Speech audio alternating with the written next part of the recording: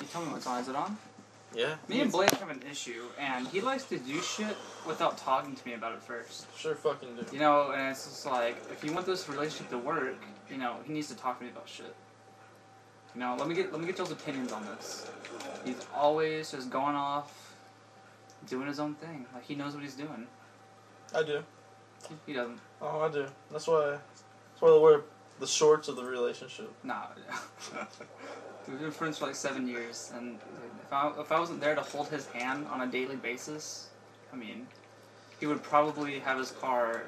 He probably would have ran his car into a ditch by now.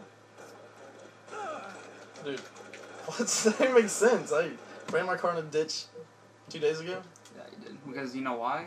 This is a public video. I can't tell you why. Just know that Dude, he made bad choices. No, and no. The only bad choice I made was driving 40 at night in the back of the streets where I've never drove before. You know, I thought I was speed racer going 40 on a 35. Yeah. Trying to make a wide ass turn. I'm playing Halo Reach, by the way. This is what I'm doing. And I'm his co-pilot. He's helping me out. Yeah. He's a motivational coach. Yeah. I see things he doesn't.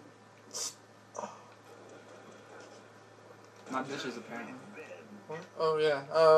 Yeah, ditches. I don't see them. Cars run into them. Yeah. Yo. Oh! Get that bitch. Gunslinger.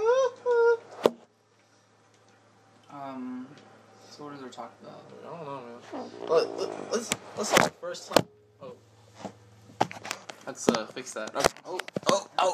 Sorry guys, we're having technical difficulties. Yeah. Sorry about that. Our TV camera stand is not working so well. Yeah. So Eldon, let's tell them the first time we met. I don't know why we would tell people that. I mean. No, because it's very interesting. Do we have about 1,000,000,001 stories, and you want to tell that one? Yeah, I want to tell the story. Okay, guys, this is how me and Eldon met. So I come over to his house one day, sitting on this curb, and I'm messing on my cell phone. You know, I get a brand new cell phone. It's nice. I'm really proud of myself. I worked hard for it. And Eldon Williams gets a little jelly. Okay, I'm telling the actual story after this. Like, he gets real, like, grape jelly. Like, this shit's been it's been sitting out of the refrigerator for a while with the lid off. Like, I mean, he's upset. You can tell this boy's upset. And then he's upset because I had the long hair back in the day, and I pulled it off way better than he did. So he got pretty strawberry jelly about that. So we're sitting there talking, and I don't remember what I said to the boy, but he chases me into another yard, throws me on the ground, and stuffs dirt in my mouth. I mean, just stuffs it in my mouth. I mean, it was... Man, I'm surprised I didn't catch a disease that day or something. But, I mean, since then, things have been uphill. I mean, maybe I need a little dirt in my mouth, you know. Yeah, dude. I needed to wash out that douchebagness. Yeah, whatever. And, like, where was the Orbit girl? Dirty mouth! Yeah, with Orbit! Like, where the fuck was she at? I know. Alright, so you done? Can I tell the actual story now? Dude, you tell your lies. Okay. You're full of lies. So, this douchebag of a human being comes over, he sits in my yard, and he's got insane douchebag. Like, okay. So when you say douchebag 3 times, you're jelly. Okay, You're so, jelly. like, seriously, he went Super Saiyan 3 on the douchebag scale. Like, he had some douche swag. So, I wanted to, I don't know, long story short, he was a douchebag. I did put dirt in his mouth. And, you know, I'll admit it. It happened. But look how much he's grown up since then. You know, I'm like a father figure to this boy. Oh, girl, please. Do not girl please me on video. Whatever. Okay, let's tell them the other story. How you weren't being a bro and you left me for the cops. Okay, this is a good one. Yeah, this is a pretty good story. Yeah. So, me and Eldon Williams, Michael Watkins. Hey, Michael. I hope you're watching this. Yeah. And who was it? Joseph and Brian? Joseph and Brian, yeah. So we're all ding dong dishing this guy's house. Hey, we're like in the 7th grade, by the way. Yeah, it's no big deal. Everybody's like, oh, whatever.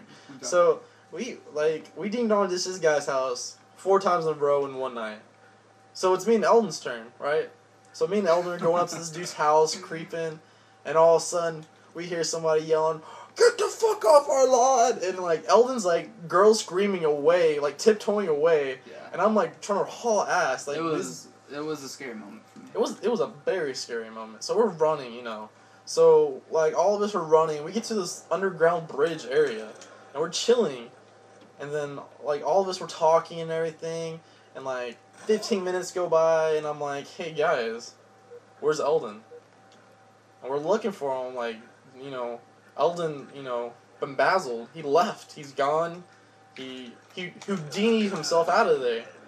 So, you know, it was no big deal. So we're all like, all right, guys, let's go home. So, you know, we get on the road, and 5 seconds later, cop pulls up from another street, sees us, and he decides to turn his lights on and pull, like, he peeled out for literally 5 feet, and then stopped his car. I heard it too while I was running home. I could hear this loud ass. Yeah. And like it's like 2 o'clock at night, and this like I'm stopped. I'm dead. I'm a deer in headlights. I'm like, oh fuck. My daddy always told me not to run away from cops, and that's exactly what I didn't do.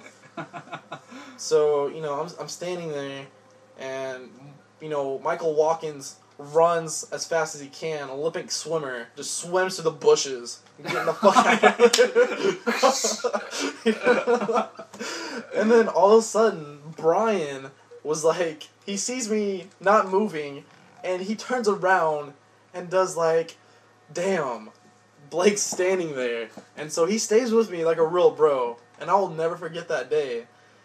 But anyways, they put me in handcuffs, and they're driving me to my house, and like thought processes are going through my head. I'm gonna go to jail. I'm gonna get booty raped. I'm too young for this shit. And he's got a badonk. Yeah. Yeah. And so I get to my house, and this cop's knocking on my door. I mean knocking, and like no, my parents are not waking up. And then he takes the handcuffs off of me, and he tells me, go wake up your parents. That sucks. I literally asked him, I was like, can you please try some more? I can't bear it to wake up my parents, tell them I'm about to get arrested. Can you come watch this, please? Can you please try again? He's like, go wake up your parents. I wake up my dad. Dad, the cops are here. What do you mean cops are here? Well, Dad, the cops are here. I don't know what they want. I lied. Well, cops tell him what happened. Dad tells me to go to bed. So I'm sitting, I'm waiting. I wake up the next morning. I sit in my room for like a good 2 hours waiting. I was like, man, I'm just waiting for my dad to yell my name. Blake! You know, nothing happens. And then he comes in my room. He's like, alright, Blake, going into town. Let's go. I was like, oh shit. So I'm in the car. 15 minutes go by, and it's dead silent. 15 minutes go by, and he's like, Blake, I'm disappointed in you. At those words, I was just like, stop, Dad. Just beat me. I could do anything but those words.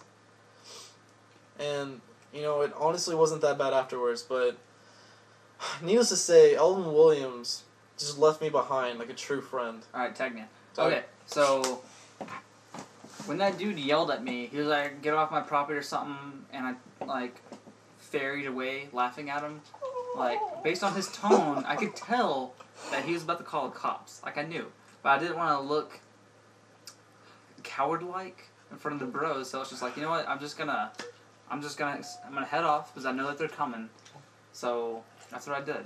And, yeah, I should have grabbed the boy by the hand and led him to safety, but, just didn't think of that at the time, so. No, sure did. And about, like, 4 years later, he's still pretty butthurt about this. Always will be. Yeah. Alright, dude. Well, that's the end of chapter 1. Story time's over.